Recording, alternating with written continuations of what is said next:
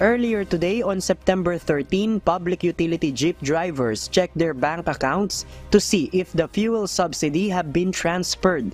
As the Land Transportation Franchising and Regulatory Board or LTFRB announced the start of distribution.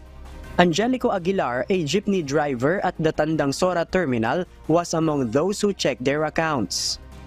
Chinek ko kanina, nung nandoon nga ako sa bahay, chinek ko lang via sa cellphone lang kasi pwede naman sa cellphone eh. App ng Land Bank yun eh. Bali pag check ko kanina, wala pa eh. He expressed his expectation of the fuel subsidy due to the continuous increase in fuel prices. Kailangan namin siya ngayon dahil ang taas ng gasolina talaga eh. Nung diesel, mataas talaga yung yung nakakamagkano kami, halos 1,000 sa diesel pa lang sa isang araw eh. Kaya kailangan din namin ng tulong kahit papaano.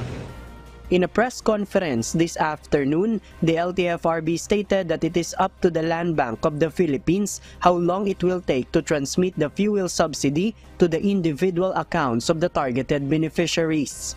LTFRB Chairman Attorney Chofilo Guadis III assured that the fuel subsidy fund from the Department of Budget and Management has already been deposited into Land Bank.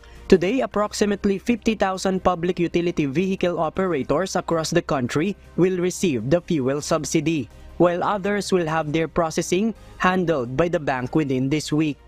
It's up now for Land Bank kung gaano po nila kabilis iproseso yung mga perang dinownload na po ng gobyerno. But insofar as the LTFRB is concerned, downloaded na po yung pera. So nasa processing na po ng Land Bank yun.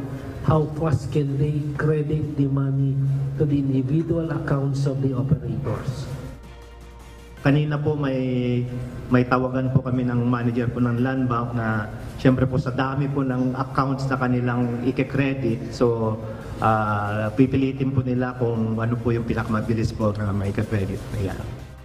Based on the LTFRB's projected numbers, over 1.3 million PUV operators, delivery riders, and tricycle drivers are expected to receive the fuel subsidy.